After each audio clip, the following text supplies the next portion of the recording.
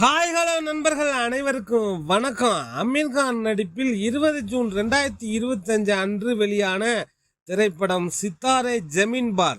இந்த படத்தை இயக்குனர் RS பிரசன்னா. தமிழில் கல்யாண சமையல் சாதம் அப்படின்னு ஒரு படத்தை எடுத்திருக்கார்.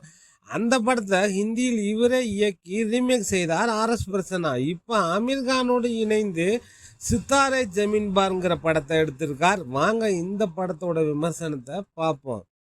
2007 அமீர் கான் நடிப்பில் வெளியான தாரே ஜமீன் பார் படத்தோட ஸ்பிரிச்சுவல் சீக்குவல்ங்கிற மாதிரி இந்த படத்தை மார்க்கெட் பண்ணியிருக்காங்க. ஸ்டோரியாக அதுக்கும் சம்மந்தம் இல்லை.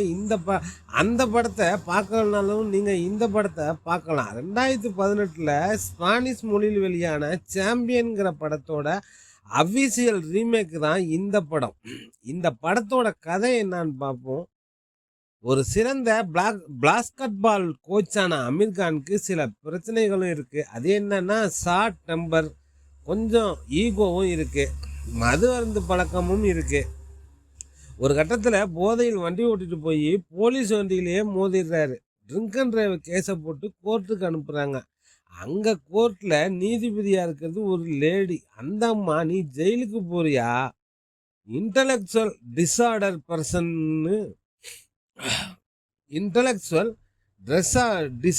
பர்சன்னு இருக்கிற ஒரு டீமுக்கு கோச்சாக ஒர்க் பண்ணுறியான்னு கேட்குறாங்க.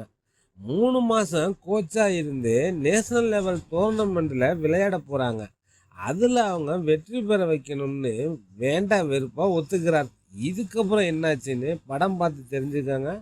ஒரு சூப்பரான ஃபீல் குட் மூவி பார்க்கணும்னு நினைக்கிறவங்க இந்த படம் பாருங்கள்.